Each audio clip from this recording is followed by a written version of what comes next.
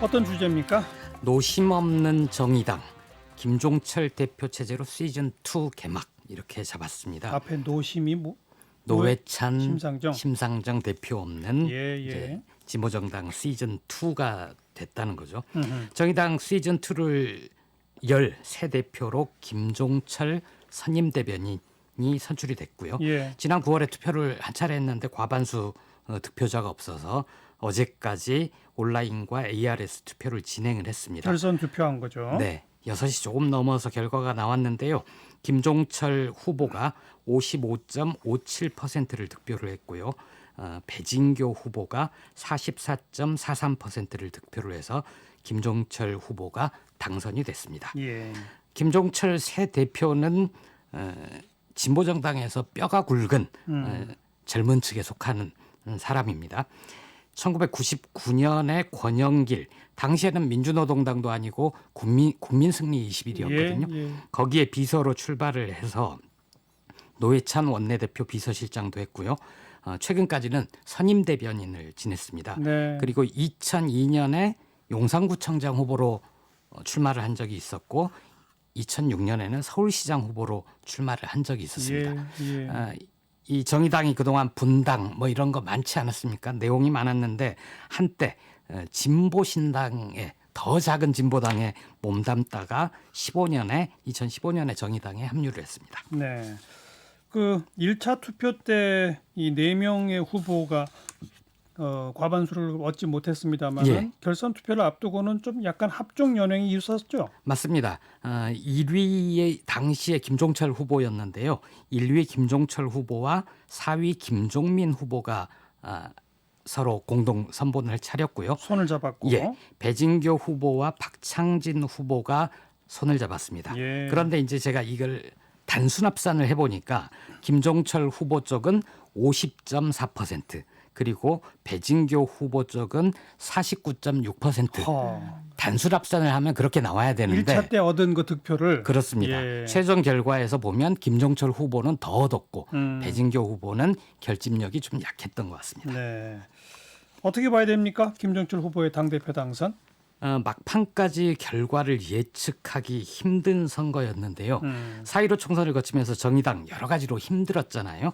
지역구에서는 심상정 의원만 당선이 됐고 정당 득표는 9%대로 한 자릿수에 그쳤습니다. 예. 그리고 그 당선된 5명의 비례대표 의원들도 과거에 비하면 일반 대중들은 물론이고 진보정당 내에서도 진보진영 내에서도 인지도가 좀 떨어져서 정의당을 부활시켜야 되는 큰 숙제를 안고 있다고 그렇죠. 볼 수 있습니다. 예. 김 대표는 이렇게 포부를 밝혔습니다. 그동안은 정의당이 이렇게 댓글 정치 혹은 한편 정의당은 이런 식으로 좀 묻어가는 쪽이었잖아요. 그런데 이제 거대 정당이 앞으로는 정의당 의제에 입장을 밝히는 시대가 오게 하겠다 이렇게 얘기를 했고요. 돈이 아니라 사람 중심, 그리고 폐지 줍는 노인이 사라지는 실질적 성평등과 청년 자립이 보장이 되고 모든 아이들이 부모의 경제력과 상관없이 인간으로서 존엄하게 살 수 있게 하겠다 얘기를 했습니다. 예. 재밌는 건 보통 이전의 정의당 대표 같은 경우에 이런 당선 인사 같은 거 보면 진보 혹은 좌파, 노동자 이런 표현들이 등장하거든요. 진보를 대중적으로 풀어서 선명하지만 대중에게 더 가깝게 다가가는 정의당이 되겠다. 이런 포부를 밝힌 것으로 볼 수 있습니다. 네. 당원들의 표심을 가른 쟁점은 뭐라고 봐야 됩니까? 왜 이 진보 정당에는 그동안 쭉 어떤 노선 개파 이런 게 있었잖아요. 맞습니다. 배진교 후보는 좀 더 대중 속으로 대중적인 그 노회찬 대표가 그런 표현을 썼었거든요. 진보의 세속화. 근데 여기서 세속화는 보통 우리가 안 좋은 표현이지만 이거는 좀 더 대중들에게 다가가겠다 이런 뜻으로 썼었습니다. 예. 대신 그 김종철 새 대표는 선명성을 강조했습니다.